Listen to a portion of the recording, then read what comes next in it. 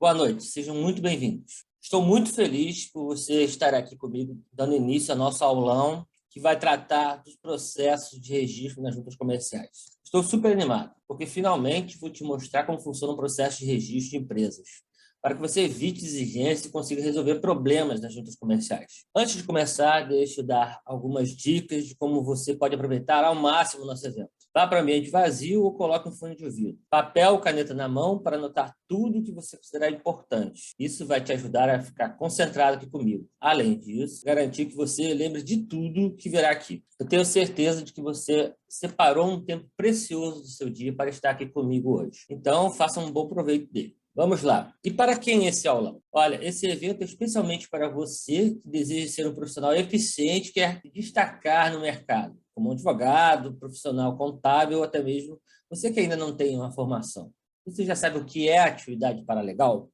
O paralegal trata-se do profissional, preferencialmente com formação jurídica ou contábil, que dá suporte a escritórios de advocacia, escritórios de contabilidade, ou diretamente aos empresários nas funções burocráticas junto aos órgãos e entidades estatais. Você sabe o que faz um analista paralegal? O analista paralegal realiza abertura, alteração e encerramento de empresas, elabora contrato social e desenvolve processos para obtenção de certificado digital, licenças, entre outros, junto à administração municipal, estadual e federal. Além de muitos outros trabalhos. Você pode trabalhar com registro de imóveis, registros de protestos, vários outros tipos de burocracia, obtendo certidões para um processo de due diligence, investigações. Todo esse trabalho burocrático pode ser realizado por um analista paralegal, um profissional dessa área paralegal. Na verdade, eu chamo de paralegal, mas o termo correto seria o paralegal, né? Paralegal, que é uma atividade muito desenvolvida, principalmente nos Estados Unidos. Como trabalhar com atividade paralegal? Como ser um paralegal? Bom, para trabalhar como paralegal, basta entender sobre processos e procedimentos para lidar com burocracia estatal. Você, preferencialmente, pode ser um advogado, um contador, mas você não precisa ter inscrição na OAB ou CRC. Esse é o benefício da atividade paralegal. Qualquer profissional pode trabalhar nessa área. Como visto, você pode prestar serviços para escritórios ou diretamente a empresários que não sabem como proceder e precisam desse serviço de um profissional com conhecimento prático e atualizado. O grande diferencial é atender sobre registro e legalização de empresas, como o processo de registro nas juntas comerciais, a obtenção de CNPJ, alvarás, licença, obtenção de certidões de empresa, de imóveis e tudo mais que envolva a burocracia no desenvolvimento da atividade empresarial. O grande diferencial dessa atividade é entender sobre registro e legalização de empresas, como o processo de registro perante as juntas comerciais, obtenção de CNPJ, alvarás, licenças, obtenção de certidões de empresas, certidões de imóveis e tudo mais que envolve burocracia no desenvolvimento da atividade empresarial. Só para você ter uma noção, só no ano passado foram abertas 4.026.776 empresas no Brasil, segundo o mapa de empresas do Ministério da Economia. Para você ter uma ideia, hoje há mais de 18 milhões de empresas ativas no Brasil, no ano 2021. Ou seja, existe um mar imenso de possibilidades. Só que pouquíssimos profissionais têm o conhecimento técnico adequado para dar conta dessa demanda. Você não pode perder a chance de se posicionar como um profissional que atua diretamente com essa demanda gigantesca. Está conseguindo ver que não é da boca para fora o achismo da minha parte? Posso te dizer que aprender a técnica é muito simples, mas é preciso de uma boa instrução para não cometer erros que possam prejudicar o seu cliente. Aprender sobre o processo de registro de empresas vai te destacar da concorrência.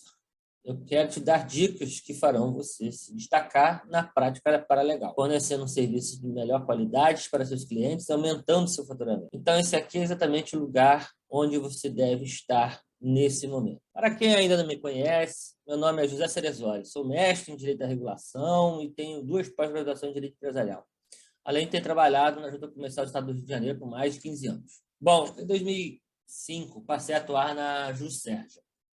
Eu aprendi muita coisa na prática e que faculdades não ensinam. Com o tempo, comecei a perceber uma grande dificuldade dos profissionais para obterem conhecimento prático e tirarem suas dúvidas sobre registro de legalização de empresas. E por não encontrar esse conhecimento, muitos profissionais acabavam sem opções, ficando reféns da burocracia, em alguns casos chegando a perder um cliente que ficava impaciente com a demora e a dificuldade para a resolução de um problema que, para quem conhece a matéria, pode ser uma questão muito simples. Outras vezes, via profissionais aflitos com atraso no registro de um ato societário, ou com a possibilidade de indeferimento de seus pedidos. Poderia causar prejuízos imensuráveis para seus clientes. Imagine o caso em que um escritório de advocacia é contratado para organizar um consórcio, participação numa licitação, e não consegue registrar esse ato na junta comercial a tempo de participar de um leilão. Ou mesmo em um negócio menor, em que o profissional é contratado para realizar a legalização de uma empresa, a qual já está pagando aluguel, precisando contratar funcionários, e não consegue porque o registro está atrasado. Então, eu comecei a pesquisar mais sobre esse assunto e passei a dominar todo esse processo de registro de empresa. Foi então que pensei, o que eu poderia fazer para ajudar o máximo de profissionais a serem mais eficientes nesse processo? Assim, nasceu esse projeto de criar um manual de registro público de empresas, que pode ser utilizado como um guia prático para a consulta no seu dia a dia. Afinal, são sonhos por trás de uma formação, não é verdade? Lá atrás você sonhou com isso, investiu grana na faculdade, perdeu noites estudando, abriu mão de muita coisa para chegar até aqui. Então, não é justo que você não tenha o sucesso que merece. Eu estou aqui para te dizer, você é capaz, você vai conseguir. Estou aqui para te ajudar nesse desafio. Dito isso, quero começar a falar com vocês sobre o processo de registro nas juntas comerciais, que é um dos mais estourados no nosso manual. Muito bem, hoje você vai aprender isso aqui comigo. Primeiro, vamos fazer uma introdução, vou falar como as juntas comerciais atuam, depois falar a diferença entre atos societários e atos de registro de empresas, depois falar especificamente quais são os atos de registro de empresas e as figuras societárias registradas nas juntas comerciais. Tudo isso numa introdução. Depois a gente vai entrar nos processos registrais, propriamente ditos. Vou te mostrar quais são os tipos de processos nas juntas comerciais e vamos começar a falar especificamente sobre o processo de registro de empresas, que é um dos processos registrais nas juntas comerciais. Dentro dessa matéria sobre o processo de registro de empresa, eu vou falar sobre o pedido de registro, como que é a legitimidade, qual o prazo, os ritos de decisão colegiada, de decisão singular, o que é uma exigência, quais são os prazos para você cumprir uma exigência, quais são as exigências padronizadas. Vamos falar sobre os recursos, pedido de reconsideração, recurso ao plenário, recurso ao DREI, e no final tem um fluxograma de todo esse processo. Bastante coisa, né? Então, preste muita atenção. Recados dados, vamos começar. Vou compartilhar aqui a minha tela, tem uns slides para apresentar para vocês. É claro que eu não vou ficar lendo os slides para ninguém. Depois vocês vão receber esses slides, né? O pessoal da produção aqui vai mandar os slides para vocês. É mais como um roteiro aqui para a gente acompanhando. Eu trago algumas citações de doutrina e da própria lei, instruções normativas e tudo mais. Mas a gente não vai ficar lendo, é só para vocês verificarem onde se encontra sobre aquilo que eu estou falando, onde está na legislação e tudo mais.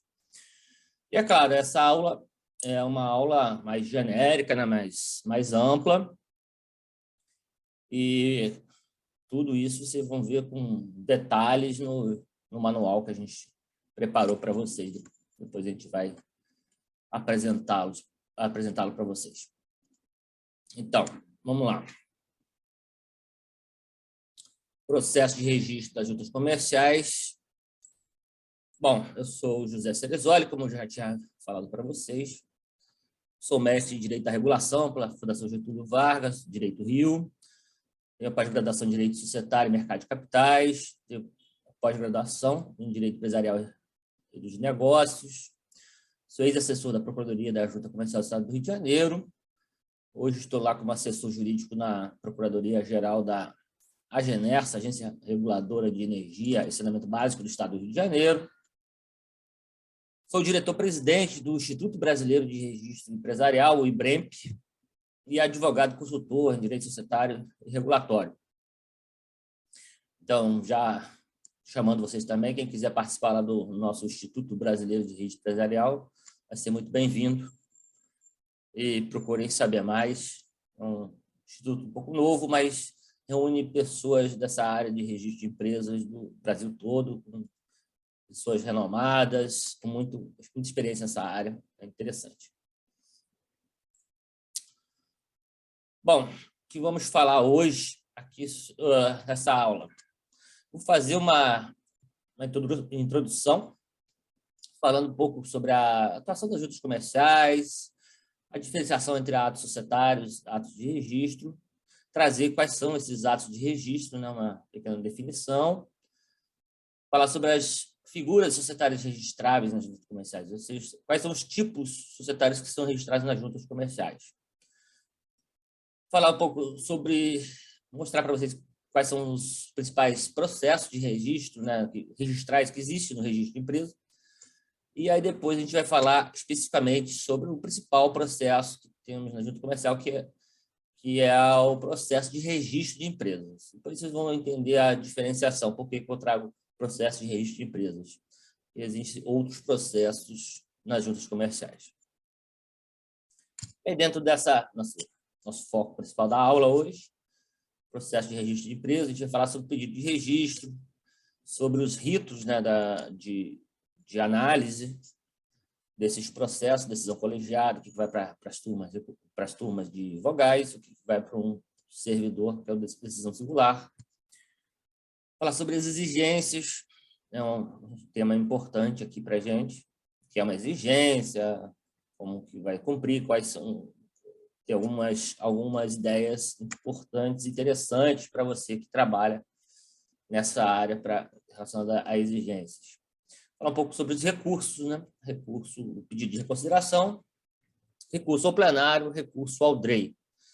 E, no final, eu vou trazer um fluxograma de todo esse processo, básico, né, do processo de registro de empresa, e explicar um pouco para vocês como é que é, para vocês visualizarem melhor. Como eu disse, a gente não vai explorar, não vai a fundo em todas as questões, todas as peculiaridades desse processo de registro de empresa, mas eu quero trazer aqui o básico que você vai precisar assim, para visualizar como funciona o processo, para você já dar início aí ao seu trabalho, à sua carreira, já sabendo um pouco como funciona um processo de registro. Tudo bem? Então, vamos prosseguir. Bom, sobre a atuação das juntas comerciais. Vocês sabem que, quem conhece mais um pouco do serviço de registro, você sabe que existem muitas críticas sobre as juntas comerciais, que elas entram muitas vezes em matérias do mérito dos atos societários, e acaba criando exigências que não existem na lei, né? Exigências que você não tem dificuldade de entender onde está, onde se baseia, de onde foram tiradas essas exigências. Então, eu vou fazer um apanhado aqui rapidinho sobre quais são esses limites, como que a junta comercial atua, qual o limite dela. Bem, sobre a atuação das juntas comerciais, então eu trago aqui o artigo 40 da Lei 8934, que é a lei que rege o registro de empresa, e o Código Civil também. Tem algumas previsões sobre o registro de empresa. Então, aqui falando do artigo 40, preste atenção que o artigo 40 da lei ele diz o seguinte, que as juntas comerciais, né, o registro de empresa, ele vai examinar o cumprimento das formalidades legais. E o artigo 1153 do Código Civil também fala lá, ó, fiscalizar a observância das prescrições legais concernentes ao ato ou aos documentos apresentados. Então, a junta comercial ela tem que trabalhar com relação às formalidades. Por exemplo, se está registrando uma ata de uma assembleia, a junta comercial vai analisar se consta lá que foi convocada, qual o quórum que está presente, qual o quórum de aprovação daquela matéria, se tem as assinaturas corretas, o nome da empresa, aquele negócio todo. São questões mais formais. Ela não pode entrar, por exemplo, estamos deliberando aqui um aumento de capital. Claro, ela vai verificar o valor daquele capital, porque ela tem que estar congruente lá com o ato anterior da empresa. Mas ela não vai ficar entrando na discussão que um acionista fez o aumento sozinho, outro não, sabe? O mérito dessa questão. Ou o caso, por exemplo, de uma exclusão de um sócio numa sociedade limitada, ela vai ver lá se existe, por exemplo, o motivo pelo qual ele saiu. Está previsto lá na ata, mas ele não vai julgar se aquele motivo é cabível ou não para exclusão, por exemplo. Então, não pode entrar nessas discussões internas dos sócios. E esse limite ele é assim, subjetivo, né? Acaba que a gente não tem uma regra muito detalhada sobre isso, que pode e que não pode. Por enquanto, mas vamos ver na frente que tem alguns vetores para a gente conseguir diferenciar isso, dar uma noção desse limite da junta comercial. Mais para frente a gente vai ver isso. Vamos falar sobre exigências. Bom, o controle de legalidade. Aqui eu trago uma citação, que acabou não ficando aqui a citação, a fonte, mas é uma citação do Tavares Borba, que ele diz que a junta comercial faz o controle da legalidade dos atos societários, mas não é aquela legalidade assim que são uma presunção de legalidade dos atos registrados na junta comercial. A junta comercial não garante, não é uma presunção assim, absoluta de legalidade. Você pode comprovar aqueles atos, a ilegalidade do ato no judiciário e tudo mais, com outras formas de provar. Então, o registro dá uma presunção de legalidade, só para você entender a profundidade da análise da junta comercial. Ela analisa, ela dá aquela presunção de legalidade, mas ela não dá garantia da legalidade. Entenderia isso? E aqui aqui está com a fonte do Borba, e ele sempre trago essa parte aqui dessa citação dele, que eu acho interessante. Ele fala o seguinte: de qualquer sorte, deve-se acentuar que a ilegalidade a ser considerada pelo registro de empresas é apenas a ilegalidade manifesta. Entendeu? O que é ilegalidade manifesta? É uma pessoa que esqueceu de assinar aquilo que eu falei, não tem lá o nome da empresa na ata, uma constituição de uma sociedade limitada, por exemplo, com um menor de idade sem estar assistido representado, coisas dessa forma. São ilegalidades mais aparentes, né? Vamos lá. E aqui eu trago aqui a parte do Requião também, porque todos os doutrinadores nessa área de direito societário, eles batem muito nessa tecla que a junta comercial ela não deve entrar no mérito, exame de mérito que está sendo discutido nos atos societários. E aí ele diz que a função da junta comercial não tem jurisdição como na justiça, né? Você pode analisar as questões de fato, questões que você pode provar de outras formas. Na junta comercial é aquilo que está no ato societário, que está ali dentro, o documento que está dentro do processo. Não tem como você analisar, olha só, está previsto nessa ata que todos os acionistas estavam presentes, mas, na verdade, um dos acionistas não estava presente. Eu posso provar, eu estava viajando, não sei o quê. Isso aí é uma coisa que a gente não pode analisar nas juntas comerciais. A junta comercial não pode analisar isso. Tem que ter essa noção. Vai analisar lá o que está declarado no ato societário. Inclusive, a junta comercial, o registro de empresa tem uma premissa de que presume-se verdadeiros os fatos, as alegações colocadas nos atos societários. Então, ela não pode analisar questões de fato externas ao ato societário. Aqui eu trouxe aqui isso está repetido. Não pode O que não pode as juntas comerciais, essa citação é muito boa, o que não pode as juntas comerciais fazer, pois escapa à sua competência, é examinar problemas inerentes e próprios ao direito pessoal dos que participam de tais atos, pois isso constituiria invasão da competência do Poder Judiciário. Reforçando aquilo que eu tinha dito antes.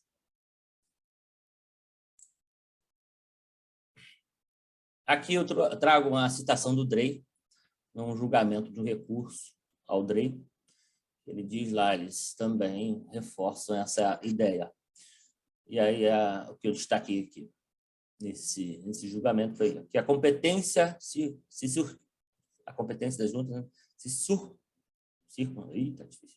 a competência das juntas comerciais se circunscreve ao exame das formalidades essenciais e legais dos documentos, compreendendo o lei velar pela aplicação da lei, sem cogitar questões controvertidas ou com vícios não manifestos.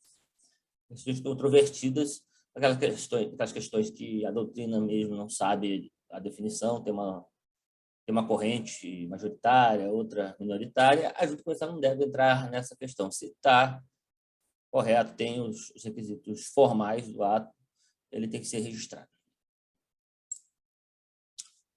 Bom, aqui eu trago para vocês a questão da diferenciação. O que é um ato societário e o que é um ato de registro. Principalmente do judiciário, há uma confusão, eles tratam tudo no mesmo bolo, vamos dizer assim. Quando você entra com uma ação judicial para anular um ato societário, e mistura a anulação de ato societário com a anulação do registro de empresa. Só para você ter uma noção que uma coisa é diferente da outra. Os atos societários são atos negociais, privados, são contratos, né? Negócios. Faz uma alteração contratual, um contrato de sociedade, o próprio nome diz, um contrato plurilateral de organização. As partes são os sócios e a sociedade. A junta comercial não é parte nisso. Não entra mais ninguém nessa relação. Já um ato de registro é um ato administrativo. Um ato administrativo vinculado ou de julgamento. Essa aqui eu tirei da doutrina, principalmente da Tavares Borba, ele diz lá que é um ato vinculado ou de julgamento, ou um ato de controle também. É cito como um ato de controle de administração. E aí os requisitos também são diferentes, né? Para você verificar se um ato societário é válido, você tem que ver lá se ele tem agente capaz, objeto lícito, forma prescrita ou não defesa em lei. Esses aqui são os requisitos básicos dos contratos, dos negócios jurídicos. É claro que aí você vai ter que transplantar os requisitos dos atos societários, eles estão lá na lei das SA, né, no Código Civil, na parte de empresas. Né? Agente capaz, por exemplo, quem pode ser sócio, quem pode ser administrador. Entendeu? Tem um plus aí, né? Você vai... Esse aqui são os requisitos básicos, aí você vai ver nos requisitos da lei societária, obviamente. Mas isso aí são os básicos, para entender que ele se assemelha, ele é uma espécie de negócio jurídico privado.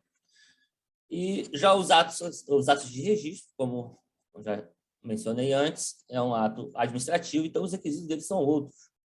São os requisitos lá dos atos administrativos, que é a competência, objeto, forma, finalidade e motivo. Então, tudo tem que ser motivado, a decisão da junta tem que estar lá motivada.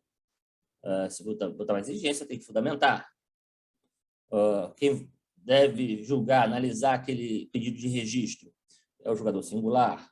Não pode vir um outro servidor qualquer e avaliar aquele pedido de registro. Ou, então, se é um ato de uma constituição de uma sociedade anônima, um ato de incorporação, tem que ir para as turmas recursais. Se é um recurso administrativo, um recurso ao plenário, tem que ser analisado no plenário, e assim por diante. Finalidade, motivo e tudo mais. E esses requisitos, de novo, não são os requisitos básicos lá do ato administrativo, que você encontra lá na lei de processo administrativo ou na Constituição. São aqueles requisitos, basicamente aqueles previstos na lei 8934 e algumas coisas no Código de Processo Civil. Também na legislação societária você vai ter requisitos desses atos de registro, muitas vezes. Publicação, como é que tem que analisar e tudo mais. No Código Civil, você tem lá, a partir do artigo 1150, você vai ter algumas regras sobre registro também. Então, preste atenção nisso, principalmente na hora que você vai impugnar alguma coisa na justiça, né? Que hoje em dia as ações eles misturam o que é ato de registro com ato administrativo, e aí fica uma confusão danada para você saber quais são os efeitos daquela sentença no final das contas. Por exemplo, se você anular um ato de registro, você não está anulando aquele ato societário, consequentemente. Você está anulando o registro, lá, o ato administrativo do registro que foi dado pela junta, ou o indeferimento de um registro dado pela junta comercial. Você entra com uma ação anulatória de um ato societário, e aí você está trabalhando com... Aí são as partes, são as pessoas que assinaram aquele contrato, aquele ato societário, a sociedade, os sócios, assim por diante. É claro que se você anular um ato societário, a consequência lógica é que se anule o registro daquele ato. Você pode registrar algo que foi considerado inválido, nulo. Entendeu? Então, preste atenção nisso, principalmente caso você queira entrar com um processo assim para anular um ato ou registro. Ou contra uma exigência, uma das seguranças contra uma exigência, ou cancelar um registro de um ato. Bom, quais são as espécies de atos de registro? Tem a matrícula, que a junta comercial faz a parte da fiscalização dos leiloeiros, os tradutores públicos, os trapicheiros e os administradores de armazéns gerais. Armazéns gerais são aqueles armazéns onde você guarda coisas e produtos de terceiros. Então, ele recebe por essa guarda. Trapicheiro também é parecido, só que é dentro da área alfandegada dos portos. Quase não existe na prática. E o nosso tem a autenticação aqui embaixo no inciso 3, então artigo 32 da Lei 934, dos atos, né? Vamos lá para a autenticação, no inciso 3º, autenticação que a junta faz, que a registro de empresa faz, os livros contábeis da escrituração contábil das empresas, e também ele fala sobre a autenticação daqueles documentos que você registrou na junta comercial. Então, tem aquela autenticação, você tem uma certidão daquele ato societário já registrado na junta, eles chamam de autenticação também, esse fornecimento dessa informação autenticada pela junta comercial. E o principal da junta comercial, para o nosso tema aqui da aula, é o arquivamento. Arquivamento é uma espécie do gênero aqui, registro, que a gente usa meio como sinônimo, né? Registro e arquivamento. E é o registro dos atos societários, né? Constituição da sociedade limitada, empresarial, anônima, tudo mais. Então, lá o inciso 2 do artigo 32 da Lei 934 diz lá, na linha A, que o arquivamento dos documentos relativos à Constituição, alteração, dissolução e extinção de firmas mercantis e individuais. Então, ele fala em firmas mercantis para diferenciar sociedades mercantis e sociedades mercantis, firmas mercantis, para diferenciar das sociedades simples, que são registradas no RCPJ, no Registro Civil de Pessoas Jurídicas. Então, como, por exemplo, o médico, ele quer abrir uma sociedade limitada, ele vai lá para a sociedade simples, que é no registro de civil de pessoas jurídicas, assim como as associações são registradas lá também. B, os atos relativos a consórcio e grupo de sociedade. Então, os consórcios empresariais são registrados nas juntas comerciais. Grupos de sociedade, uma coisa em desuso, ele declara lá no registro que várias empresas fazem parte de um grupo de sociedade. Isso aí é uma questão agora que a gente trata na legislação, na doutrina, como uma questão de fato que praticamente não existe esse registro. Mas consórcios, sim, isso é muito, muito importante. Prestar atenção com relação a consórcios públicos, que eles não são registrados nas juntas comerciais, que são consórcios empresariais. Eu já vi casos também de consórcio de escritórios de advocacia. Eu nem sei se é possível fazer isso, mas, de qualquer forma, você não pode registrar na junta comercial, porque a atividade de advocacia a sociedade de advogados é registrado tudo na OAB. Então, por coerência, um consórcio de escritório de advocacia vai ser registrado lá na OAB, provavelmente, e não na junta comercial. E tem também os atos das empresas estrangeiras. Empresa estrangeira que quer constituir uma filial aqui no Brasil, ela vai pedir autorização lá para o Departamento Nacional de Registro de Empresas, Integração, DREI, e aí, após essa autorização, ela vai na junta comercial onde ela quer, no estado que ela quer colocar a sua filial, e aí registro na junta comercial. Mas tem que ter essa autorização prévia do governo federal feita pelo DREI. Acontece muito com agências de empresas de transporte aéreo, transporte aéreo internacional. Elas geralmente não abrem uma empresa nova no país que elas vão atuar, operar. Elas acabam abrindo uma filial, né, para poder operar naquele país. E acontece geralmente com essas empresas. Bancos também pode acontecer. Declaração de microempresa. Então, quando você tem lá, você é sócio de uma micro ou pequena empresa, você vai declarar na junta comercial essa condição. Aí você pode colocar uma cláusula dentro do contrato ou trazer em separado, e esse registro é gratuito. Letra E. Isso aqui é importante. Tem outros atos, documentos, que não são societários, que você pode registrar na junta comercial. Por exemplo, um sócio se separou, você quer registrar lá a separação dele, para que terceiros, para não ter problema depois com dívidas e discussões entre o sócio e a pessoa que se separou, se registra na junta comercial, aí dá conhecimento para terceiros. E todo aquele documento que interessar ao empresário e às empresas. Aqui eu trago um exemplo, inclusive a gente vai ver na questão da legitimidade, quem pode pedir o registro. Você pode registrar uma execução. Se tiver uma execução contra uma sociedade limitada, empresária, qualquer, você pode pegar as certidões lá do judiciário e registrar no registro civil, na junta comercial, aquela execução está acontecendo. Só para conhecimento de terceiros. Não vai impedir o registro de atos da empresa, mas terceiros vão contratar com aquela empresa, vão tirar a certidão, vão perceber lá que existe averbação lá de uma execução contra aquela empresa. Ok?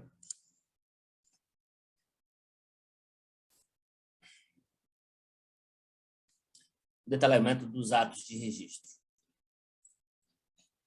Aí aqui eu trago aqui uma definiçãozinha de cada um desses tipos de atos societários. A matrícula, o arquivamento e a autenticação. O que importa mais para a gente aqui hoje é o arquivamento, né? Que você já viu que é o registro dos atos das sociedades empresárias.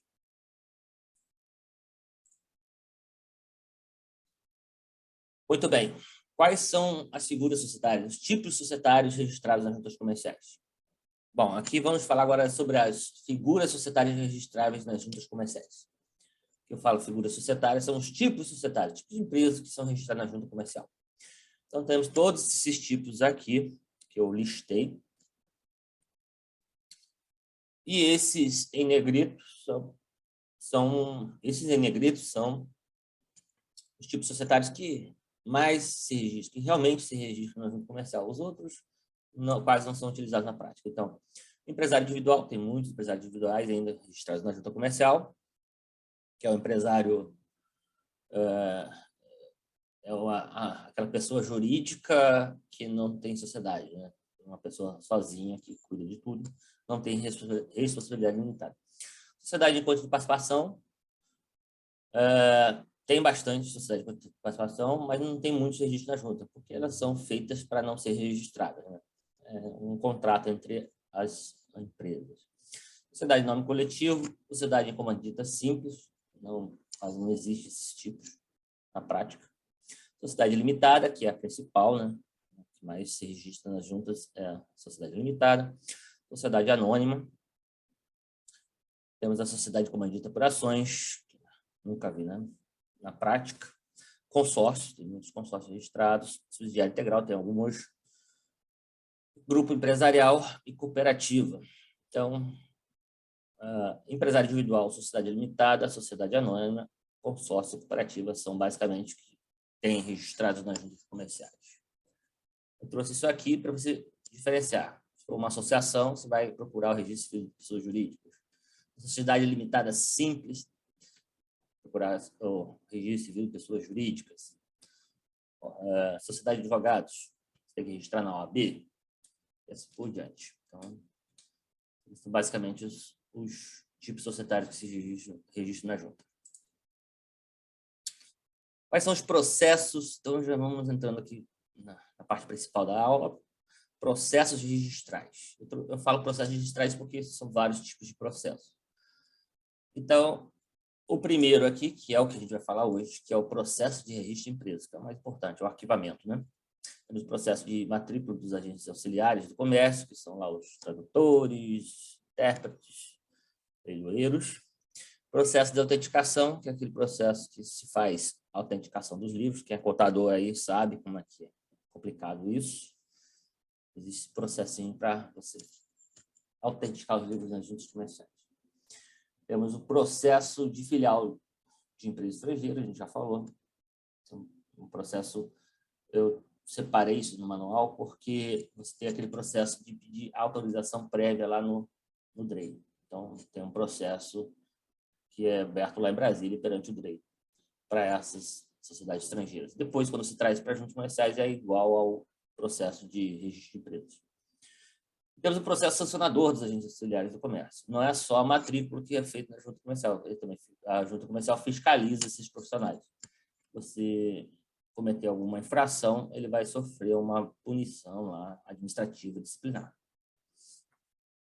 E tem o processo de cancelamento de registro por fraude. Isso é um processo administrativo, não um processo de registro, né? Mas tem repercussão no registro. Então, quando você tem alguma fraude, alguma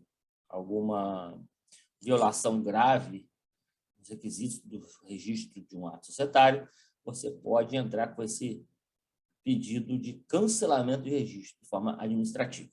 Então, isso tem no manual lá também com os detalhes, isso é muito importante. Há muitos casos desse tipo nas juntas comerciais. Bom, processo de registro de empresa propriamente dito. A gente viu lá. Primeira questão que eu trago aqui é a legitimidade, ou seja, quem é que pode dar entrada no processo de registro? Hoje, com essa questão do processo registro digital, né? Qualquer contador ou até um office boy pode dar entrada nesses pedidos de registro, né? Requerimento. O que importa mais realmente é a assinatura dos atos societários, dos documentos.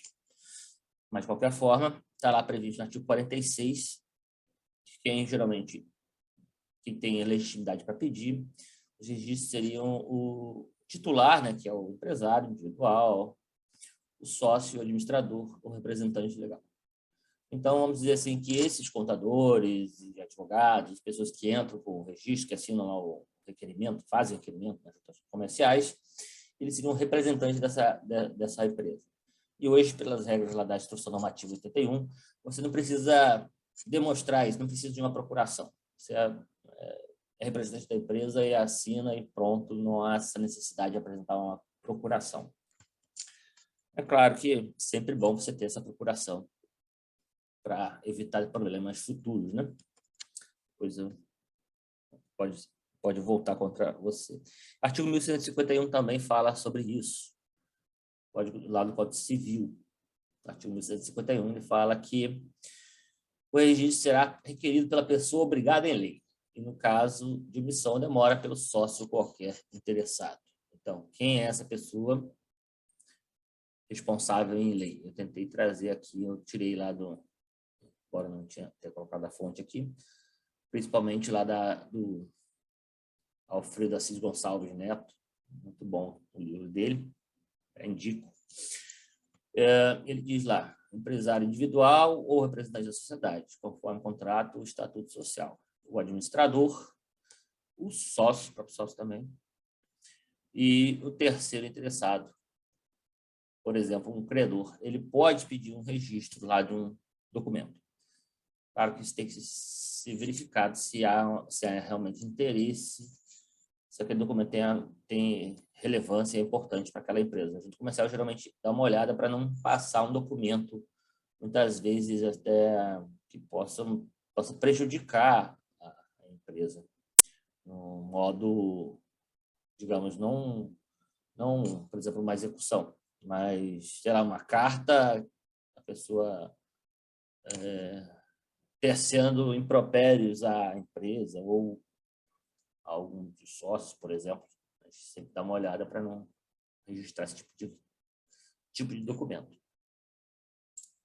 O exemplo que eu trago aqui, eu já comentei antes, é a averbação da execução. Se tem uma execução judicial contra a empresa, você pode averbar isso no registro de empresas, e aí nesse caso, o terceiro interessado ele pode fazer esse pedido. Entendeu? Pode fazer o pedido de registro nesses casos. E tem outros casos também, outros documentos que o terceiro interessado pode pedir. Muito bem. O prazo para você requerer o registro de um documento, um ato societário. O artigo 36, lá o artigo 1151 também dizem que você tem 30 dias para levar a registro. Mas a questão é, você não tem punição nenhuma, você não tem uma previsão de que você não vai poder registrar aquele ato depois dos 30 dias. A questão toda aqui se resume à questão da produção dos efeitos daquele registro. Se você entrar com um protocolo de registro lá nas juntas comerciais, até 30 dias após a realização daquele ato societário, aquele contrato social, por exemplo, você assinou o contrato social dia 1º, se você entrar até dia 30, o efeito daquele registro vai retroagir a data da assinatura. Os efeitos para terceiros e aí para fora, vamos dizer assim. A junta comercial não vai analisar essa questão, mas aí é uma questão que decorre da lei, né? Se você entrar fora desses 30 dias, o efeito do registro só vai valer a partir do deferimento do registro pela junta comercial. Isso é muito importante quando a gente fala de atas de direito societário, né? De atas de empresa, aumento de capital, redução de capital, na virada do exercício, às vezes, né? Você realiza um ato societário, por exemplo, dia 27 de dezembro. Se você entrar até 27 de janeiro, com o registro, a data daquele ato societário, vamos dizer assim, um aumento de capital, uma redução de capital, uma nomeação de um administrador, ele vai retroagir a data que foi realizado aquele ato, foi assinado, 27 de dezembro. Agora, e vai cair no exercício, vamos dizer aqui, de 2022. Agora, se você perdeu o prazo de 30 dias para dar entrada, o registro vai sair lá pelo dia, vamos dizer, deu entrada dia 5 de fevereiro, registrou dia 6 de fevereiro. O efeito do registro vai ser dia 6 de fevereiro. Então, o seu contador já não vai poder lançar aquela redução de capital, aumento de capital, nomeação do administrador, como 27 de dezembro. Mas sim, vai ter que lançar lá na contabilidade como 6 de fevereiro. Então, isso causa um certo problema relacionado a essas questões de contabilidade, de efeitos para questões tributárias. Então, tem que ter cuidado com relação a isso. Questões de nomeação de administrador, né? O administrador é nomeado, no dia seguinte já está praticando atos de administração, né? E aí, só que isso não está previsto lá aí, quando ele entra depois lá nos cadastros da Receita, cadastro da Junta Comercial, o efeito vai estar a partir do registro. Ele pode causar problemas relacionados aos atos que ele assinou nesse período, antes desse registro, em que se estava buscando o registro lá. Então, atenção nisso. Bom, quando você dá entrada no ato societário, lá no pedido de registro, Seu registro, você já vai lá selecionar. Se for um ato, uma constituição numa SA, você vai para a decisão colegiada. O que isso quer dizer? É um rito diferente. Quer dizer, não tão diferente o rito, mas sim quem vai apreciar aquele pedido de registro. E aí o artigo 41 da Lei 8934 prevê quais são os atos societários que são julgados pela decisão colegiada. Decisão colegiada quer dizer o quê? Que o pedido de registro vai ser apreciado por uma turma de vogais. São 3 vogais que vão analisar aquele pedido. E, geralmente, as turmas de vogais elas não se reúnem todos os dias, então acaba demorando um pouquinho mais a análise desses atos societários. Então, lá o artigo 41, inciso 1, vai trazer lá quais são os atos que são submetidos à decisão colegiada. Então, são os atos de constituição de sociedades anônimas. Então, antigamente, não sei se vocês lembram, todos os atos societários das sociedades anônimas eram analisados pelas turmas de vogais, né, decisão colegiada. Agora, é apenas a Constituição. E letra B, aquelas operações mais complexas, né, transformação, incorporação, fusão, cisão, também são analisados pelas turmas de vogais. Diz-se que as turmas de vogais estão melhor preparadas para analisar questões mais complexas. Então, por isso, a lei coloca essas questões mais complexas para os vogais. E a letra C, os consórcios também, o grupo de sociedade também são analisados pelos vogais. E inciso 2, a decisão colegiada, aí não é, inciso 2 não é pela turma, mas sim pelo plenário, que são os recursos o recurso ao plenário. O recurso ao plenário, ele é submetido à decisão colegiada, mas é a decisão do plenário. Um rito bem todo diferente, não é igual ao pedido de registro normal. O pedido normal de registro perante as turmas de vogais, eles têm que ser analisados esses pedidos. Veja bem, não é deferido ou indeferido esse pedido, é analisado. Ele pode colocar em exigência nesse período, ou pode mandar para a Procuradoria. E a Procuradoria não tem um prazo definido para se manifestar, então acaba demorando um pouco mais. E aí ele tem 5 dias para dar uma decisão, dar um despacho, vamos dizer assim, dessa forma que é visto na prática. Mas, agora lembrei aqui também, se o seu pedido de registro estiver demorando mais do que os 5 dias úteis aqui, você pode pedir para a presidência o deferimento automático. Entendeu? Artigo 43, se não me falha a memória, da Lei 8934, passaram esses 5 dias sem nenhuma decisão dos vogais, da turma de vogais, a junta comercial é obrigada a registrar automaticamente lá, quer dizer, automaticamente, mediante pedido seu, o presidente, ele registra e depois manda para a Procuradoria para analisar se tem alguma coisa errada. Só para você ter uma ideia. No caso, por exemplo, de uma greve de servidores das juntas comerciais, dos vogais que não estão analisando seu ato, está demorando para analisar, você pode pedir para o presidente que seja dado logo um registro na forma desse artigo 43, se me falha a memória. Bom, esse também serve a decisão singular. Decisão singular por quê? Porque os pedidos de registro desse caso são analisados por uma pessoa só, por um servidor designado pelo presidente. O presidente dá uma outorga, dá uma designação para servidores que tenham conhecimento do direito empresarial para fazer o registro dessa análise, que é a grande maioria das análises feitas nas juntas comerciais são feitas por esses servidores. Mas os servidores das juntas comerciais também podem ser vogais. O presidente pode designar um vogal também para isso. E essa decisão singular vai todo o resto, todos os outros atos societários vão para os analistas ou jogadores singulares. E aí eles vão analisar lá os pedidos de limitada, atas de SA, até a matrícula de leiloeiro, essas coisas eles vão analisar. Empresário individual, tudo isso são eles que analisam. É claro que não, aí está falando de cisão, transformação, aí vai para a turma de vogais. Preste atenção quando eu falo aqui atrás, ó, voltando aqui.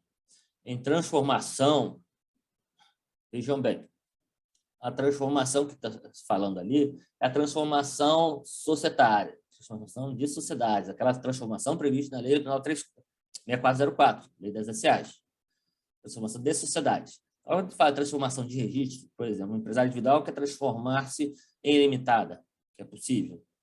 Isso é uma transformação de registro, que a gente chama, uma transformação imprópria.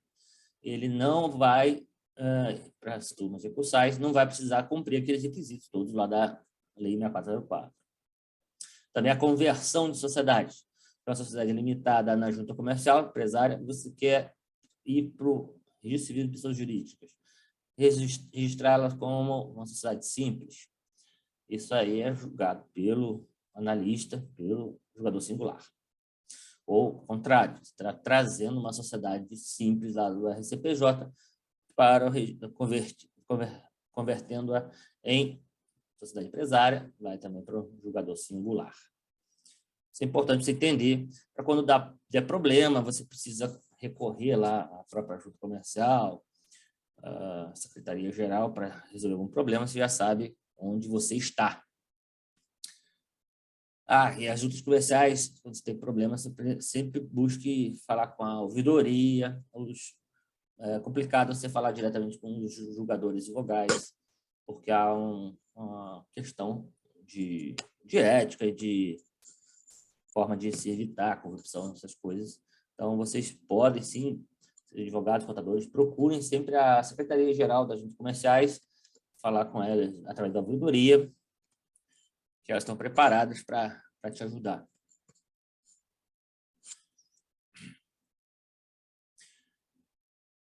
E não fiquem pedindo tudo, todo o tempo pedindo, sem ter um problema realmente grave, fazendo pedidos na ouvidoria. Isso atravanca lá o trabalho das juntas comerciais. E agora também tem o Reclame ao DREI, né? Você pode reclamar diretamente ao DREI, mas você tem que saber o que você está fazendo para você fazer uma reclamação, senão você não vai ser nem respondido. Isso é motivo até de sarro dos profissionais, né? Se você mandar uma dúvida, uma reclamação de alguma coisa totalmente sem respaldo legal. Entendeu? Vamos lá. As exigências básicas. Vamos falar sobre exigências, né? Que é a famigerada exigência da junta comercial. Então, para você fazer o seu pedido, já vai olhando lá o artigo 35 da Lei 8934, tem todos lá uma relação de questões que não serão registradas. Isso não quer dizer que se você incorrer algum erro desse aqui, vai ser indeferido de plano. Não, vai cair em exigência e você vai ter que consertar. Mas já dá uma olhada lá no artigo 35 da Lei 8934 e no Decreto 1800, que já traz algumas dicas lá de que você não deve fazer no artigo 35.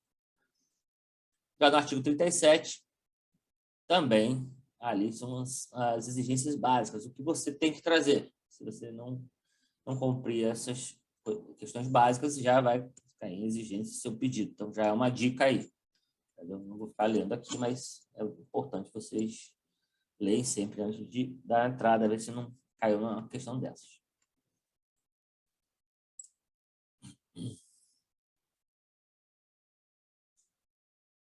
Bom, o prazo para cumprimento das exigências. Como eu falei antes, só para lembrando, não, vou falar aqui a sequência, vocês vão entender melhor isso, a questão até onde a junta comercial pode ir e tudo mais.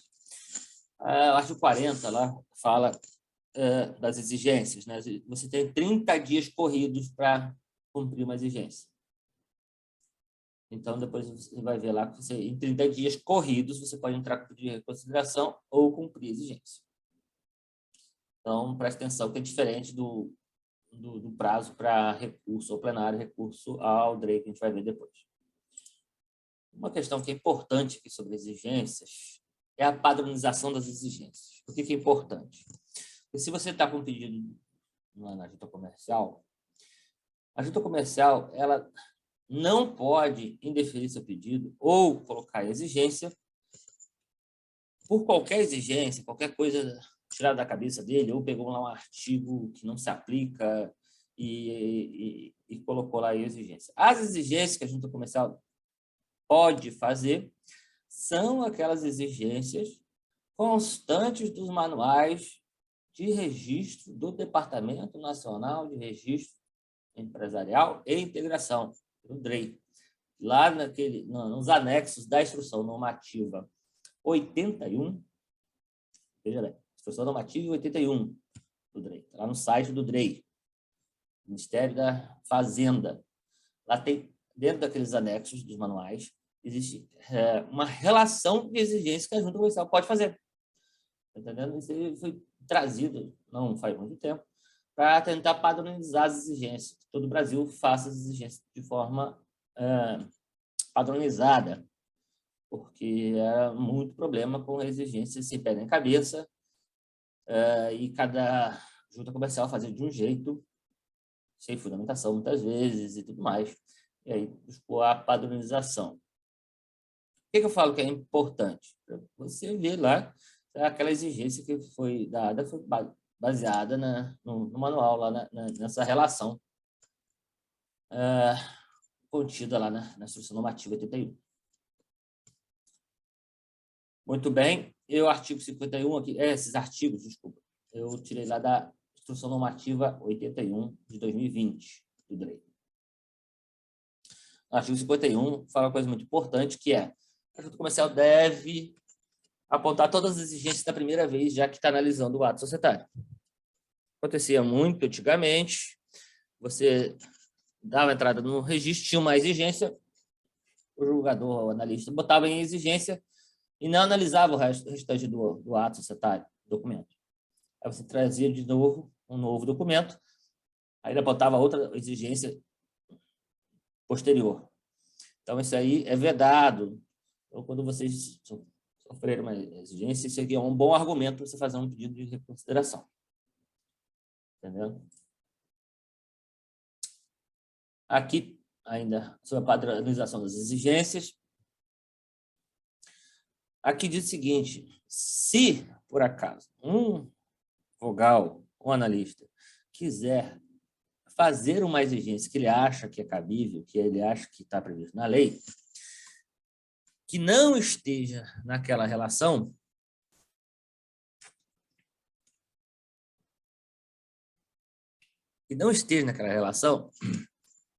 a gente chama de exigência excepcional. Não está naquela relação do DREI, ele teria que pedir autorização ao presidente da junta comercial para fazer essa exigência. Então, preste atenção, se você tem uma exigência que não está prevista naquela relação lá do DREI, você pode entrar com pedido de reconsideração, inclusive isso aí é um argumento, olha só, você não podia, o analista não poderia colocar essa exigência porque é uma exigência excepcional, teria que ter cumprido aquele procedimento lá, pedir autorização do presidente. Só o presidente poderia autorizar a formulação dessa exigência. É claro que esse procedimento aí, eu confesso para você que não tenho notícia de ter visto alguma junta fazendo isso normalmente, ou seja, apareceu uma exigência que não está na relação, mandar para o presidente para autorizar a fazer a exigência. Não vi na prática nenhum caso desse. Mas você sabendo já, você pode alegar isso num pedido de reconsideração. Muito bem. Agora vamos para os recursos. Aí começam os problemas, vamos dizer assim, que você já teve problema na junta comercial, agora você tem que tentar resolver. Né? Temos recursos, a forma de revisar esses registros é pedido de reconsideração, recurso ao plenário, recurso ao Departamento Nacional de Registro Empresarial e Integração, DREI. Bom, pedido de reconsideração não é bem um recurso, né? Você vai fazer esse pedido e ele vai ser analisado pela própria turma ou pelo próprio analista que fez aquela exigência. Você está impugnando aquela exigência feita pela junta comercial. Então, é um recurso de exigência. Na prática, muitas juntas comerciais, algumas juntas comerciais, elas aceitam que você faça esse pedido dentro do processo normal de registro. Você vai lá, em anexo lá ao ato societário, você coloca lá o seu pedido de reconsideração. Assinadinho, bonitinho, assinado lá com assinatura digital, ou uma procuração, tudo mais. E outros jogadores, outras juntas comerciais exigem que você entre com um ato de registro, que chama um processo de registro de empresas específico de reconsideração. Você vai ter que pagar uma taxa para entrar com esse pedido. Então, se você está discutindo uma questão que é muito relevante para você, muito importante, eu sugiro você sempre fazer esse pedido de reconsideração formal, né? Para não chegar lá no julgador, no analista, ele manter de novo aquela exigência, né? Você só porque você não entrou na via correta, que você teria que fazer o pedido de reconsideração autônoma. Ganha tempo, né? Muito bem. Então, o pedido de reconsideração, como eu já tinha adiantado, você entra nesse período que você tem para cumprir a exigência, que são os 30 dias. Assim que você tem conhecimento da exigência, pela publicação no site da junta, que as juntas comerciais, elas publicam as exigências, os processos caírem em exigência no site, e aí também, através do sistema, você vai ter lá a ciência, né? Você vai acessar lá e vai ver que o seu processo lá, o seu ato está em exigência. Então, você tomou ciência, você tem 30 dias para cumprir a exigência ou fazer o pedido de reconsideração. Outra coisa sobre o pedido de reconsideração sobre esse prazo é que, na legislação, o prazo para você... O pedido de reconsideração, ele suspenderia o prazo para cumprimento da exigência. Por exemplo, você recebeu uma exigência dia 1º, e aí você entrou com o seu pedido de reconsideração, não conseguiu cumprir, acha que não deve cumprir, entrou com o seu pedido de reconsideração no dia 28. Então, você vai ter depois, se por acaso o julgador vogal mantiver a exigência, você teria apenas 2 dias para cumprir aquela exigência. Está entendendo? Ou fazer um novo pedido de reconsideração. Então, mas, na prática, há juntas comerciais e tudo mais que ela acaba, na prática, assim, sem uma previsão expressa, ela acaba te fornecendo de novo os 30 dias para você cumprir a exigência, após a manutenção da exigência. Entendeu? Então, preste atenção nessa questão dos prazos. Vamos lá. Então, no artigo 45 da lei. É claro, gente, eu estou trazendo aqui só o artigo da lei 834, mas aí tem um detalhamento muito maior no decreto 1800, né, que regulamenta a lei 8934, e na instrução normativa número 81. Tem todos os detalhes lá sobre os recursos, de consideração, exigência. A gente não pode ver cada detalhe agora, mas só para vocês saberem. Está tudo lá. Recurso ao plenário. Bom, vamos dizer que recurso ao plenário, ele já diz aqui o artigo 46 da Lei 834, as decisões definitivas. Então, você tem que ter noção que o recurso ao plenário é de decisão definitiva. Quer dizer o quê? Decisão de deferimento ou indeferimento de registro. Você não vai poder entrar com recurso ao plenário contra uma exigência formulada no decorrer do processo. Contra a exigência, você entra com pedido de reconsideração. Contra a decisão de deferimento ou indeferimento, aí você entra com recurso ao plenário. Muitas pessoas acabam confundindo e entrando com recurso ao plenário de uma exigência. É claro, a junta comercial vai receber como um pedido de reconsideração aquele recurso ao plenário e vai analisar. Mas aí você já está queimando, vamos dizer assim, um conhecimento aí, você já está pagando um pouco mais caro, porque você entrar com recurso ao plenário, você paga uma taxa para entrar com esse recurso. E aí vai acabar também confundindo um pouco o andamento do processo de registro. Então, preste atenção nisso, Então, você vai dar a entrada lá no protocolo com um recurso ao plenário quando tiver uma decisão de deferimento e indeferimento publicado lá no site da Junta Comercial ou você toma ciência dentro do próprio processo de registro. Muito que bem. Recurso ao plenário, como o próprio nome diz, ele tem um outro procedimento, não vai lá para o vogal nem para o julgador singular. Ele vai para a Secretaria-Geral, a Secretaria-Geral vai processá-lo, vai fazer tudo que é necessário. Por exemplo, você entra com um pedido de registro, teve seu registro negado. Aí, você entra com recurso ao plenário, ele vai para a Secretaria-Geral, a Secretaria-Geral vai notificar os demais sócios, os demais envolvidos na empresa, porque vai que você está numa briga entre dois grupos, né? Então, um outro grupo, um outro sócio, ele quer, na verdade, não quer que aquele ato seja registrado, então ele vai contrarrazoar o seu recurso. Ou um outro sócio, ele vai apresentar as contrarrazões apoiando o seu recurso. E aí, depois que todo mundo... eu esqueci de falar a prazo. Esse prazo de recurso é de 10 dias úteis a partir do deferimento ou indeferimento. A partir da publicação, 10 dias úteis, você tem que entrar. Aí, a Secretaria-Geral vai notificar as partes contrárias, que a gente chama, são os outros sócios, os administradores, para apresentar contrarrazões também no prazo de 10 dias úteis. E depois, a Secretaria-Geral vai mandar isso para a Procuradoria da Junta Comercial para também falar em 10 dias úteis. Então, depois que notificar as partes contrárias, para falar em contrarrazões em 10 dias úteis, o processo vai ser encaminhado para a Procuradoria da Junta Comercial para também falar, dar um parecer em 10 dias úteis. E a Procuradoria da Junta Comercial ela vai poder contrarrazoar, né, defender a decisão da Junta Comercial, do analista, do vogal, que deferiu aquele registro, ou ela pode apoiar o recurso e dizer que é cabível realmente a reforma daquela decisão no plenário.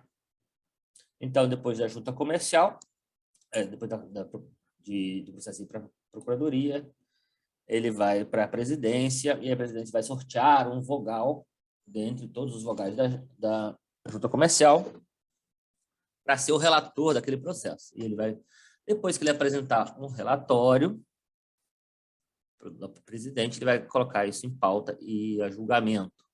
Todo esse trâmite demora mais ou menos uns 30, 40 dias por aí, ou um pouquinho mais, um pouquinho menos, dependendo da questão, dependendo do número de pessoas envolvidas. Muito bem, foi para o plenário vai decidir. O plenário é formado por todos os vogais da Junta Comercial. O presidente, ele é o presidente do plenário, ele não vota, ele tem o voto de desempate. Então, todos participam lá, todos os vogais. Os vogais são pessoas indicadas pela OAB, pelo governo do Estado, pelas associações comerciais, federações, pelo CRC, pelo Conselho Regional de Contabilidade, do CRC, Conselho Regional de Administração, Conselho Regional de Economia e pela OAB, pelo governo do Estado também, e alguns sindicatos patronais, de comércio, esse tipo de coisa. E aí ele se reúne.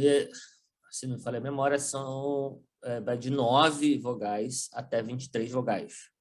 Nas juntas comerciais menores, são 9 vogais, geralmente, vai depender do número fixado no próprio regimento das juntas comerciais.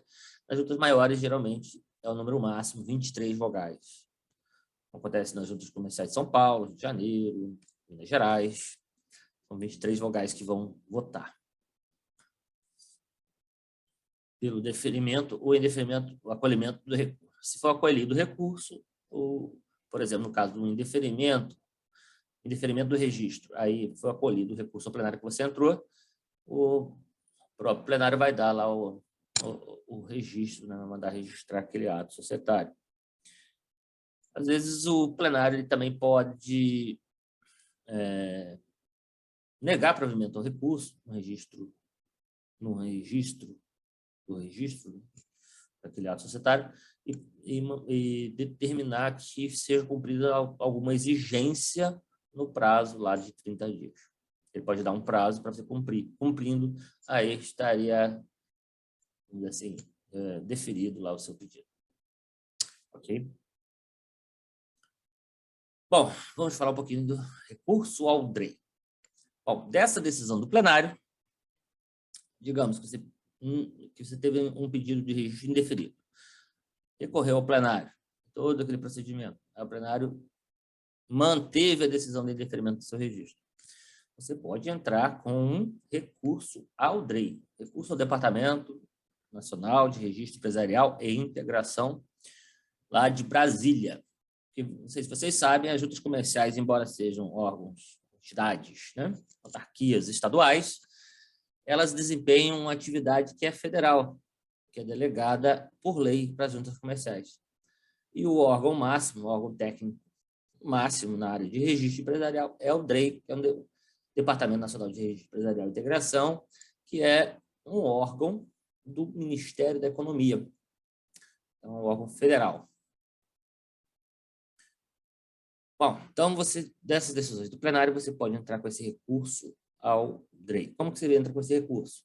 É um pedido, assim como o recurso ao plenário, um pedido direcionado ao presidente da junta comercial, né? E aí o presidente vai ser recebido lá na Secretaria-Geral e a Secretaria-Geral vai fazer um processamento desse recurso antes de mandar o DREI. Ela vai notificar as outras partes envolvidas para elas apresentarem contra-razões no prazo de 10 dias úteis. Tá? O recurso também, o DREI, também é de 10 dias úteis a partir da decisão do plenário. Então, você vai entrar com esse recurso contra essa decisão, entrou com recurso no protocolo da junta comercial, você vai pagar a taxa lá, vai para a Secretaria-Geral, a Secretaria-Geral vai notificar as outras partes envolvidas para que apresentem contra-razões no prazo de 10 dias úteis. Passou esse prazo, apresentaram as contra-razões, outros sócios, administradores, outras empresas envolvidas.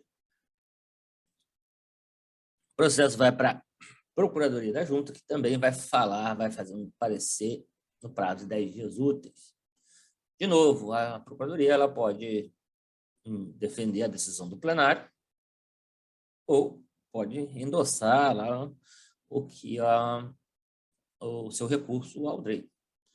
Com todas essas manifestações e procedimentos, aí esse processo é levado à presidência da junta e a presidência da junta encaminha esse processo lá para o DREI em Brasília. Isso é tudo feito, né, de forma de processo digital, tá? Antigamente, que mandava pelo correio lá para Brasília. Interessante, a papelada toda. Agora, é tudo feito através de sistemas. O DREI tem um sistema que fala com a junta comercial para esses casos. Aí, chegando lá no DREI, eles vão analisar, lá os técnicos vão analisar o seu recurso e depois submeter ao diretor do DREI, que vai decidir. Decidindo, ele vai mandar de volta para a junta comercial para dar a ciência à sua decisão. E aí, essa última instância, na área administrativa, no registro de empresas. A partir daí, apenas você pode entrar na justiça comum ou justiça federal, dependendo do caso, para você ter o seu pedido deferido. Muito bem. Bom, era isso que eu tinha que falar até aqui, né, sobre recursos. Sim. Bom, agora vamos falar um pouco sobre os prazos, né? Eu já adiantei, né, os prazos para os recursos, exceto o pedido de reconsideração aqueles 30 dias corridos. Os prazos para o recurso ao plenário e recurso ao DREI é de 10 dias úteis, assim como para as contrarrazões. Quem vai falar no processo, outra parte, que é contrarrazoar, vai apresentar a partir de 10 dias úteis, a partir da sua notificação feita pela Secretaria da Junta Comercial. A Procuradoria também, né, tem que falar em apresentar suas contrarrazões em 10 dias úteis. Essa previsão está lá no artigo 50 e 51 da Lei 934. Como eu disse, isso é tudo detalhado no Decreto 1800 e na Instrução Normativa número 81, de 2020, do DREI. Questão importante, você lendo a lei você não vai entender direito, então, é a questão dos efeitos específicos dos recursos. Por exemplo, a junta comercial, vamos dizer, numa questão prática, você teve lá seu registro deferido, deferiu lá o registro, bonitinho. Aí a Procuradoria da Junta Comercial entrou com recurso contra o deferimento daquele ato, porque percebeu que existe uma exigência. Não deveria ter sido deferido pelo vogal ou pelo analista, que aquele ato não poderia ter sido deferido. Entra com recurso plenário. Aí você é notificado, você vai lá e contrarrazou, diz que não, que está correto aquele registro. Aí vai para plenário. O plenário, depois de analisar tudo, ele fala assim, realmente a Procuradoria tem razão, vamos desarquivar esse ato societário. O que você faz? Você entra com um recurso ao DREI. Isso é cabível também no recurso plenário, tá?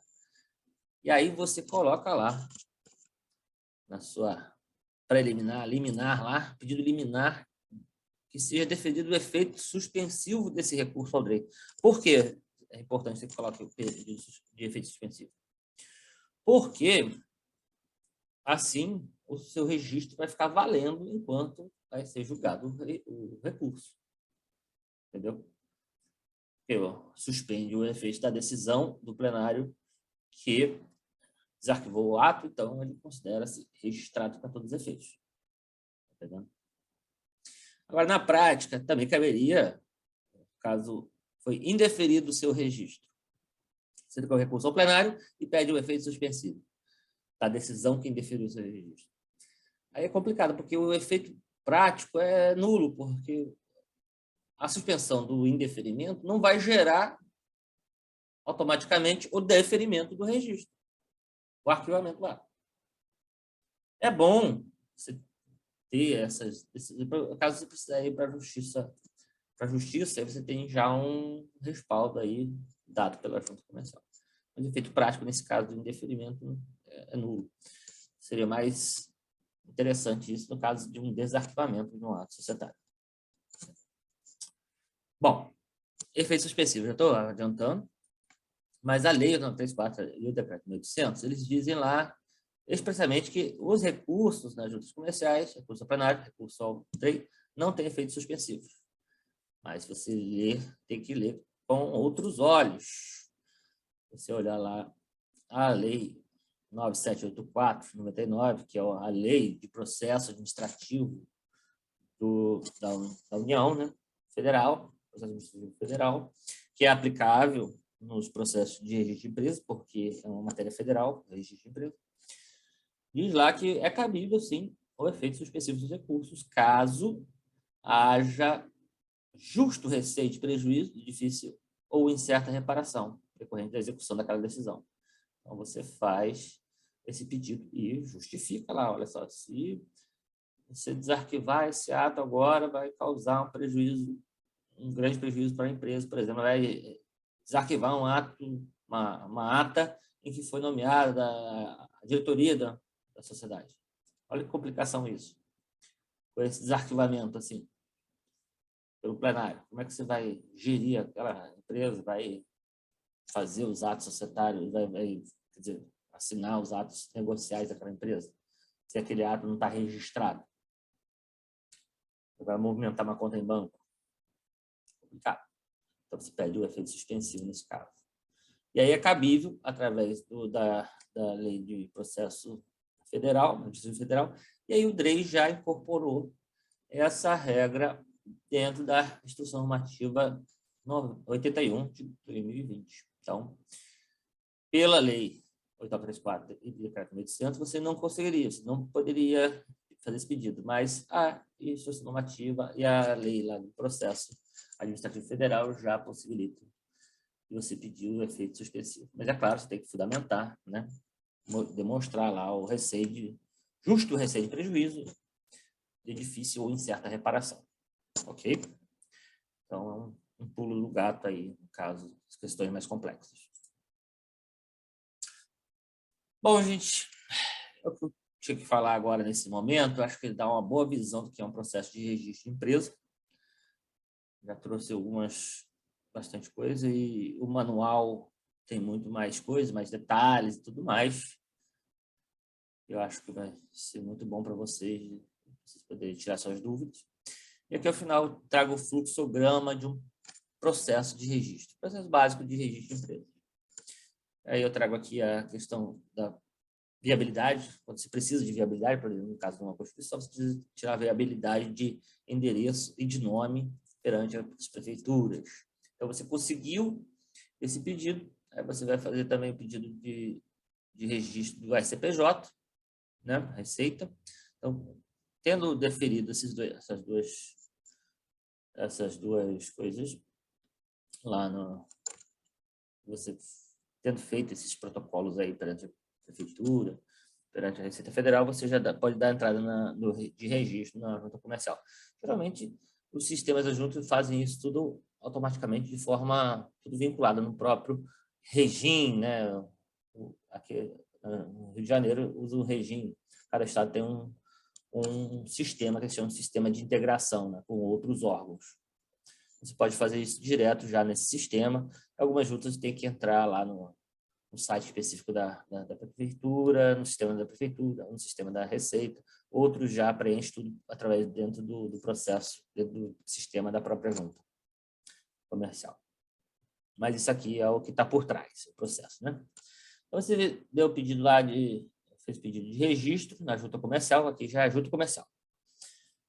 Aí, seu pedido vai para um julgador singular, na lista, ou para uma turma, e aí esse julgador, vogal, ele pode fazer um pedido, uma consulta à procuradoria aqui, né? Tá vendo a procuradoria?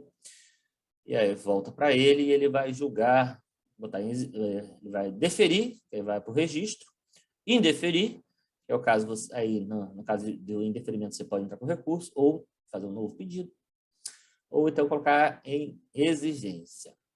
E aí aqui eu fiz todo um fluxo de exigência. Caiu o processo de exigência, aí você pode fazer o pedido de reconsideração ou cumprir a exigência. Vai voltar para o julgador, para a turma, ele pode consultar a procuradoria ou não. Aí ele vai deferir o registro, indeferir o registro, você pode entrar com recurso ou fazer um novo pedido de registro, né? Não, começar tudo de novo, ou ele pode manter a exigência e vai voltar a exigência. Você pode fazer outro pedido de reconsideração ou cumprir a exigência. Do registro e do indeferimento, você pode entrar com recurso, né?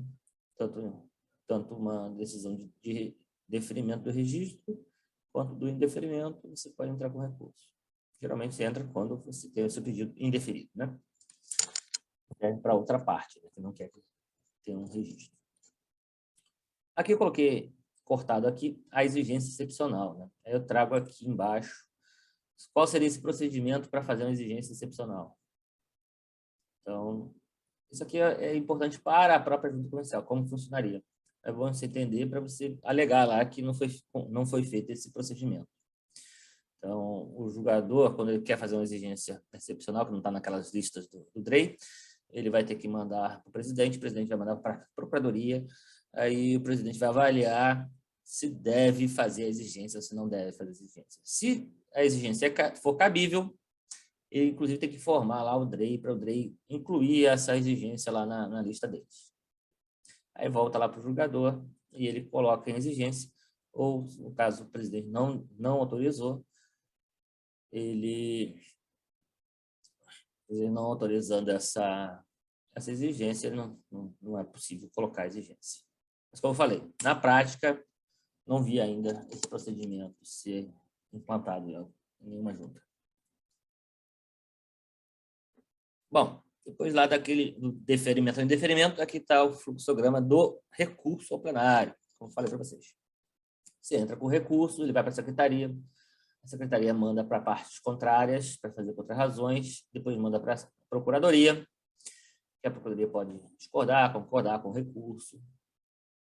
Depois vai para a Presidência. A Presidência vai mandar lá para o Vogal, e o Vogal, depois que é feito o relatório, vai ser colocado para o plenário analisar.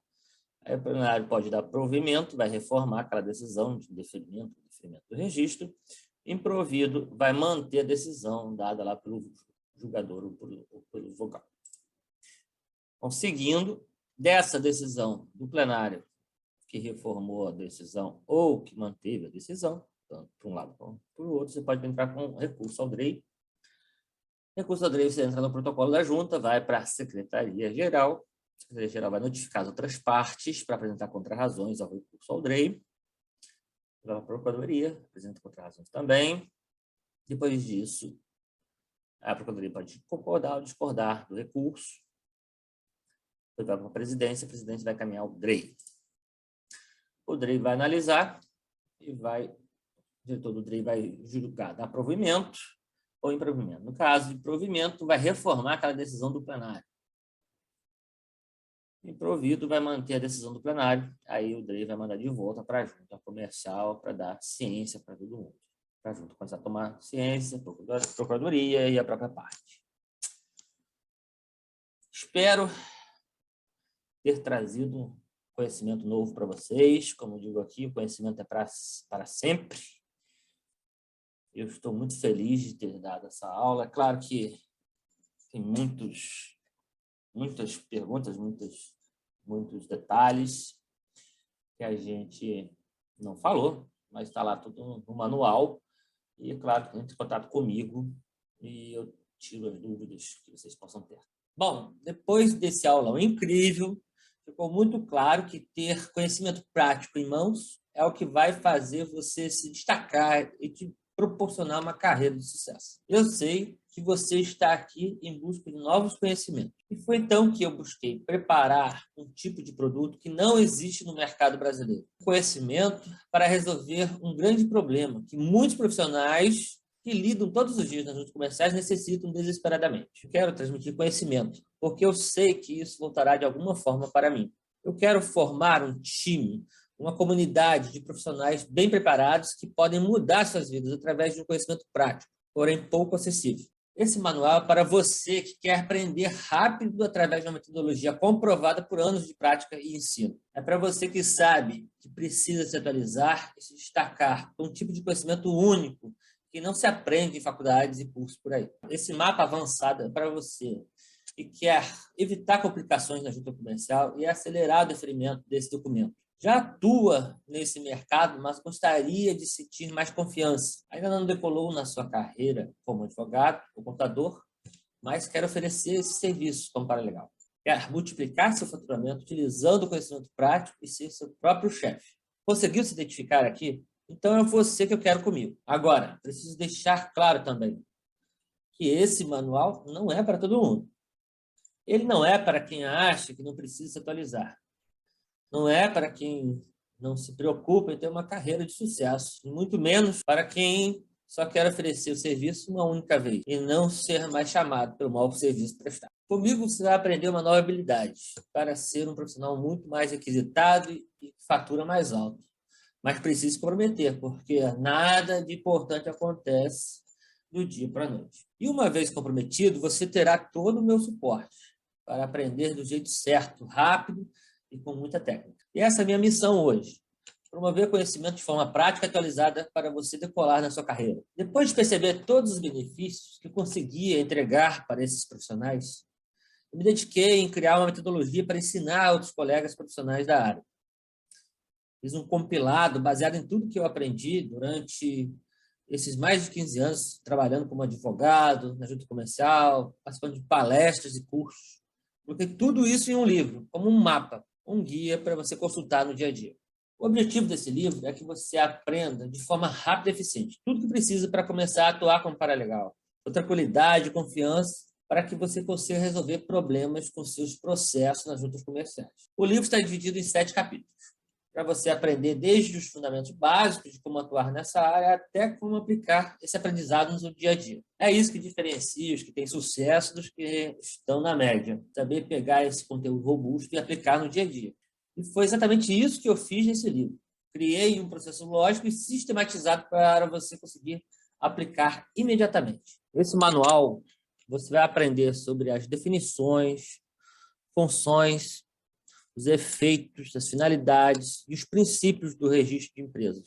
A gente vai ver também como se estrutura o Sistema Nacional de Registro de Empresas Mercantis, o SINREM, e também a Rede Nacional para a Simplificação do Registro e Legalização de Empresas, a Rede SIM. Saber tudo sobre as suas funções e competências. Você vai entender sobre as estruturas, funções e competências dos principais órgãos e entidades que compõem a rede de registro e legalização de empresas, que são o Departamento Nacional de Registro de Empresas, Integração, o DREI, e as juntas comerciais. Nós vamos falar também sobre os atos de registro, a dicotomia de registros para empresas e sociedade simples, bem como dos tipos societários registráveis na junta comercial. Falar sobre a matrícula dos agentes auxiliares do comércio, o arquivamento de atos societários, autenticação, como funciona a autenticação de livros digitais, o registro digital e até o registro automático de empresas. No manual apresentamos os processos de registro empresarial,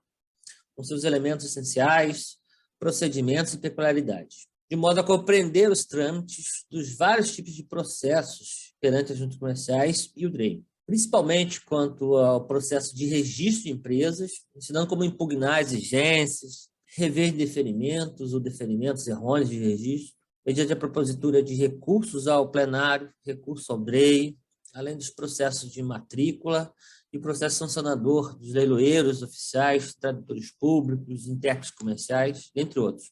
Por fim, vamos tratar sobre a retificação e cancelamento de registros. Aqui não é como na faculdade, você precisa passar horas estudando para tentar tirar os aprendizados, sistematizar e aplicar ao contexto atual. Aqui você nunca estará sozinho, pois todo o conteúdo foi pensado e sistematizado para você aprender e aplicar de forma rápida. Realmente, é um conteúdo jamais visto na história do registro de empresas, meus amigos. Além de tudo isso que falei acima, você terá acesso a um canal do WhatsApp onde vou tirar dúvidas frequentes. Ao garantir seu livro, eu vou te dar 4 mentorias de tirar dúvidas, ao vivo pelo Zoom, até o dia 7 de junho. Lembrando que essas mentorias vão acontecer na proporção em que você for lendo o livro e dúvidas venham a surgir.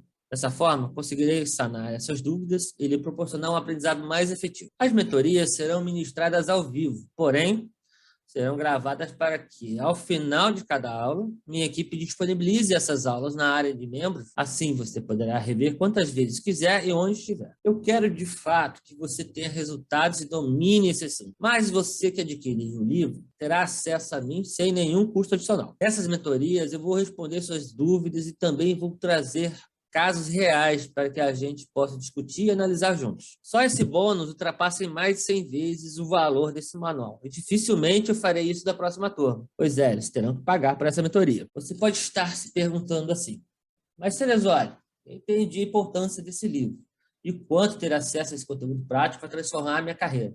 Mas qual é o investimento para fazer parte dessa turma? Eu tenho certeza de que poderia vender esse livro facilmente por cerca de R$ 600, que ainda assim estaria baratíssimo, pelo tanto de conteúdo e transformação que ele pode proporcionar. Só que o meu objetivo aqui não é só formar uma nova turma de profissionais capazes de atuar como paralegal. Isso eu já fazia por aqui. O meu objetivo agora é atingir o maior número de pessoas que eu puder, criando um verdadeiro exército poderoso, expandindo o conhecimento prático sobre esse mercado, transformando vidas. Por esse motivo, o preço não pode ser um obstáculo no seu caminho. Agora, pensando em um investimento que não inviabilize que você entre para essa turma e faça sentido com tudo que for te ensinar, eu defini com a minha equipe que o valor justo é de apenas R$ 297 por esse manual de uso no dia a dia. E posso te afirmar que você pode recuperar esse valor com um único cliente. Eu realmente quero que você tenha resultados jamais obtidos. E somente com conhecimento específico isso será possível. Então, eu quero fazer algo ainda mais especial para você que acompanhou o nosso aulão gratuito. Eu não vou cobrar o valor integral de R$ 297. É isso mesmo. Para essa minha turma, eu preparei uma oferta ainda mais especial, que dificilmente irá se repetir, com tudo que está incluso, pelo valor que eu vou te falar agora.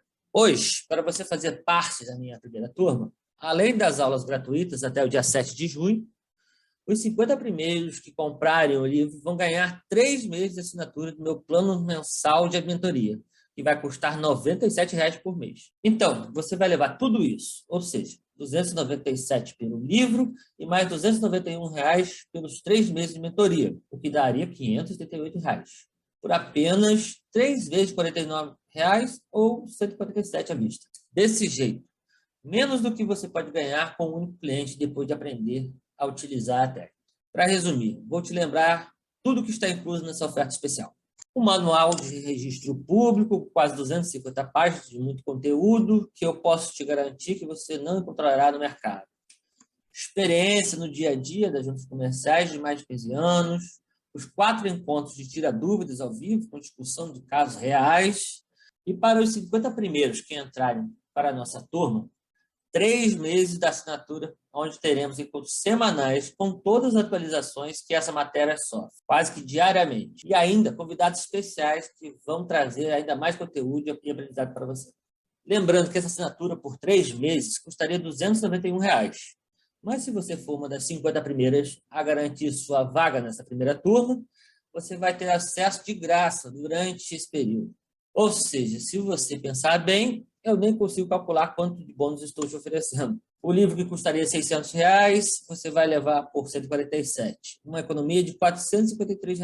A assinatura que custaria R$ 291 pelos 3 meses, você vai levar de graça se for um dos 50 primeiros. A mentoria de profissional com mais de 15 anos de experiência não tem preço. Agora é com você. Aqui embaixo tem um botão que diz sim, quero entrar na turma. Ao tocar nesse botão, você vai direto para a plataforma de pagamento na Hotmart, que é 100% segura. Lá, você precisa inserir seus dados e escolher como quer pagar. Assim que o pagamento for confirmado, você receberá no seu e-mail o acesso à área de membros e terá as instruções iniciais. Sua compra é 100% segura. E ao efetuar sua compra agora, você tem direito de testar por até 7 dias. E se por qualquer razão decidir não continuar, basta nos avisar por e-mail e devolveremos todo o seu investimento. Agora, você só precisa se preocupar com uma coisa: garantir sua vaga enquanto as inscrições estão abertas, porque vamos fechar as inscrições em breve. Você só consegue comprar enquanto esse botão abaixo estiver disponível. E por um preço que dificilmente irá se repetir com todos esses bônus que eu estou te dando de presente. Se deseja ter novos resultados, vai precisar aprender coisas novas, adquirir novos conhecimentos. Então, aperte o botão que aparece aqui embaixo desse vídeo e tenha meu método exclusivo e aprenda como ser um profissional diferenciado, com uma cartela de clientes e com um faturamento muito mais alto. Então, aperte o botão que aparece aqui embaixo e tenha o meu conteúdo exclusivo e aprenda como ser um profissional diferenciado, com uma cartela de clientes com faturamento muito mais alto. Te espero dentro da área de membros. E lembre-se, o conhecimento é para sempre.